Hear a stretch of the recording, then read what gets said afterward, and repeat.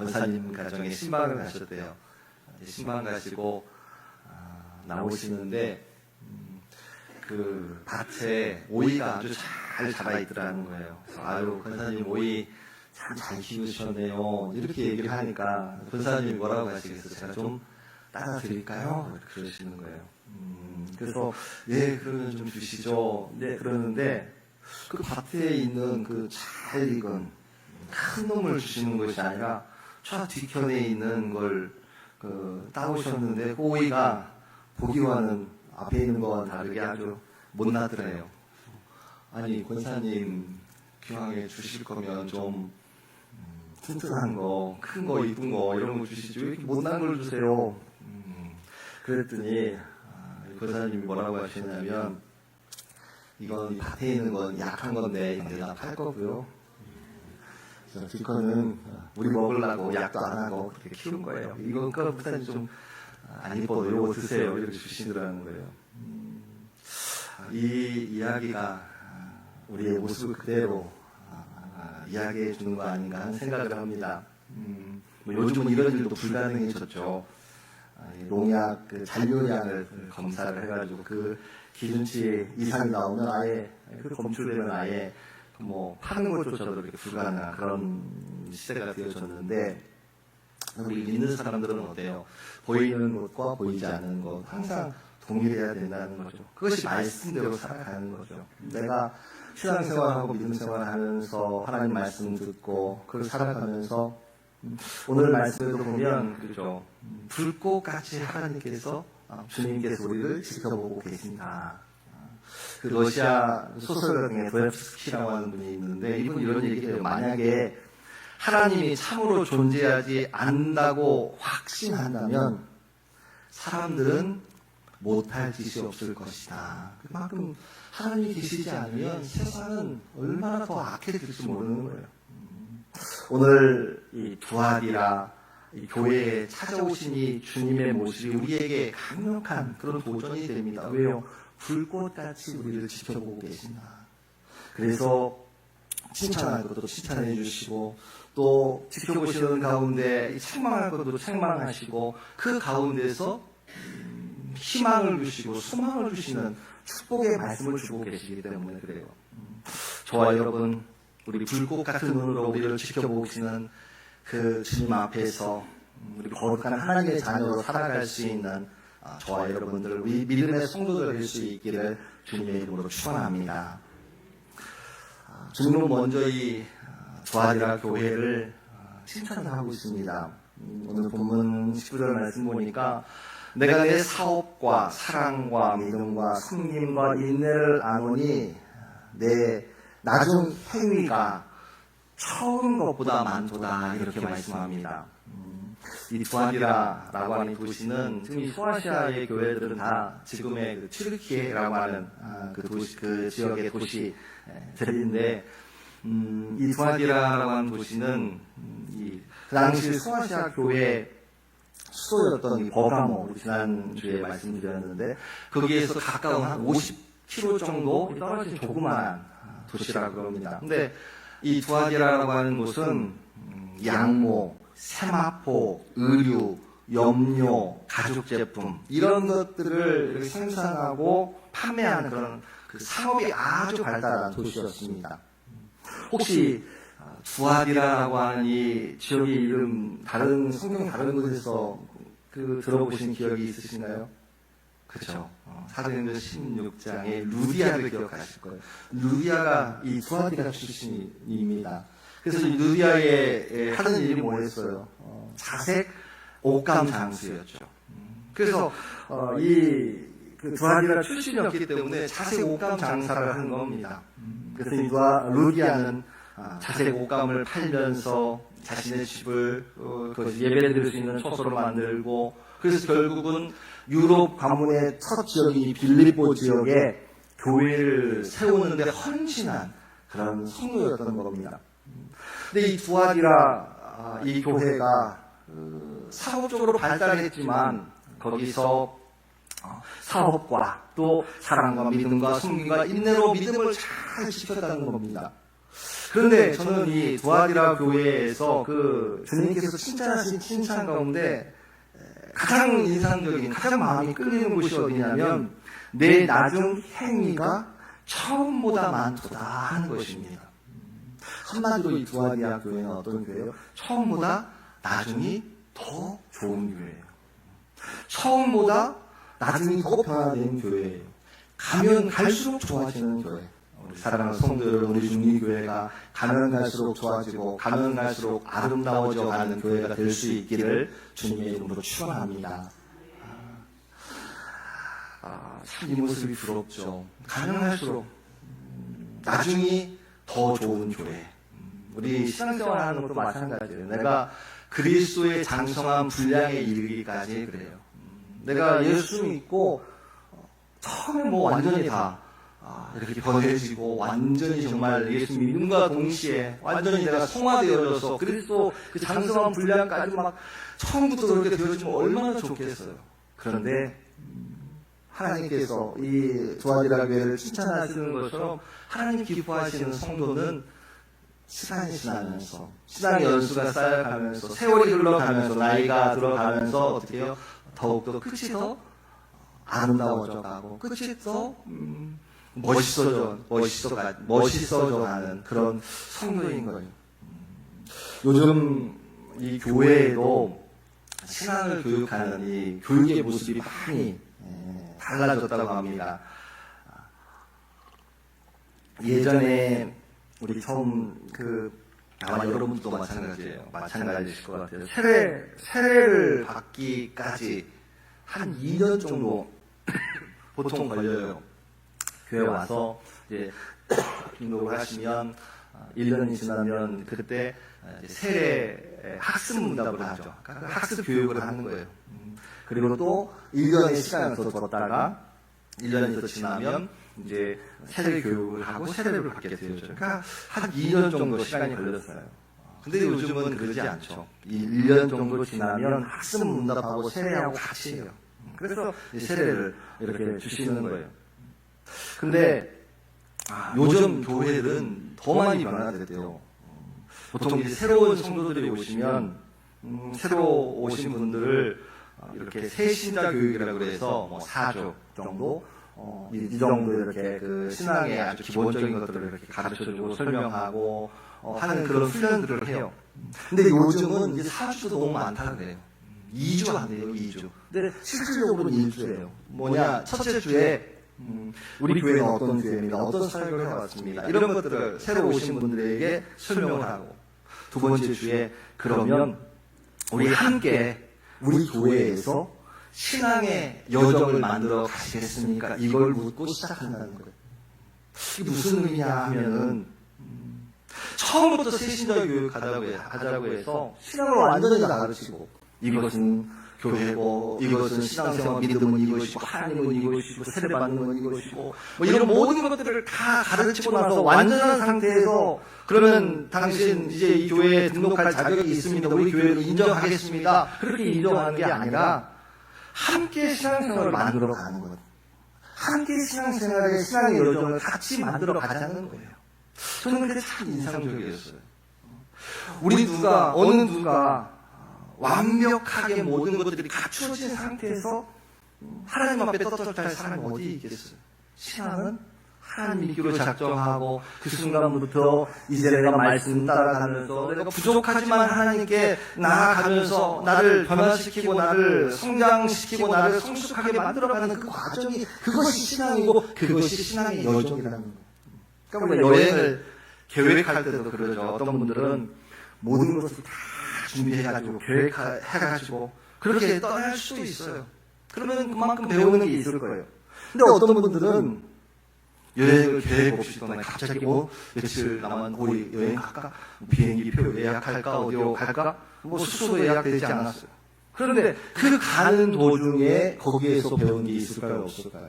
가면서도 배워요. 사람도 우연하게 만나고 그런 과정을 통해서 성장해 나가는 거예요. 지금 우리가 신앙생활을 하는데 예전과 지금 시대가 이렇게 달라졌는데 예전에는 지금을 생각해 보면 교회 새로운 신자가 오는 게 얼마나 힘들어요. 근데 그 새로운 분들에게 신앙생활은 이런 거야. 우리가 예전에 적어도 2년 정도 세례 받으려면 기다려야 됐고, 신앙교육 하려면 이것도 알아야 되고, 저렇게 하고, 이렇게 해야 성도라고 그 호칭을 줄 수 있어.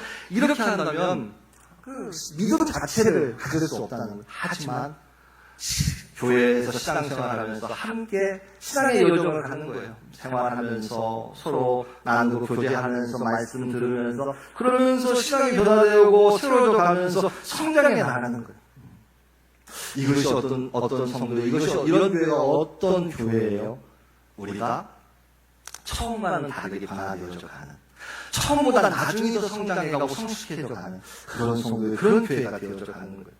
저와 여러분 처음보다 나중에 이전보다 이후가 더 아름다워지고 더 믿음직한 모습으로 변화되어져 가는 저와 여러분 될 수 있기를 기원합니다. 우리가 완전히 준비되어서 우리 교회에 나오는 게 아니에요. 우리가 주님과 동행하면서 말씀 듣고 변화되어 가면서 살아가는 사람들이에요. 처음보다 나중에 더 좋은 성도, 처음보다 그 마지막에 더 아름다운 교회 만들어가는 저와 여러분 될 수 있기를 주님의 이름으로 축원합니다. 그런데 이 두아디라 교회에 문제가 있었어요. 문제가 뭐였냐면 20절 말씀에 보니까 여자 이세벨을 내가 용납함이니 그가 내 종들을 가르쳐 꿰어 행음하게 하고 우상의 재물을 먹게 하는도다. 또 내가 그에게 회개할 기회를 주었을 때 자기의 음행을 회개하고자 하지 아니하는도다. 앞에서 칭찬하셨던 그것을 무색하게 할 만큼 긴 책망이 나와요. 그렇게 아름다운 칭찬을 하셨고 그런 교회에도 불구하고 이렇게 무섭게 질책을 받아야 되는 이유가 뭐냐면 거짓 선지자 이세벨을 용납하고 그 거룩함을 훼손했기 때문이라고 합니다. 이 두아디라 교회의 문제가 뭐냐? 이 두아디라라고 하는 교회는 이 지역 자체가 그런다고 했죠. 어떤 그 염색, 양모, 가죽, 염료 이런 것들이 아주 발달된 그런 도시라고 했는데 여기에는 계속해서 다른 에베소 교회도 마찬가지고 버가모 교회도 마찬가지고 계속해서 문제가 무슨 문제냐면 길드라고 하는 이 그 동업 조합이 있었어요. 그러니까 마치 지금 우리 농협 협동조합 같은 그런 조합이 있었어요. 근데 이 길드라고 하는 이 조합에 이 장사를 하고 또 거래를 하려면 여기에 들어가야 되는데 그 기준이 계속 무슨 기준이었냐면 로마의 황제를 신으로 주로 모셔야 된다는 거예요.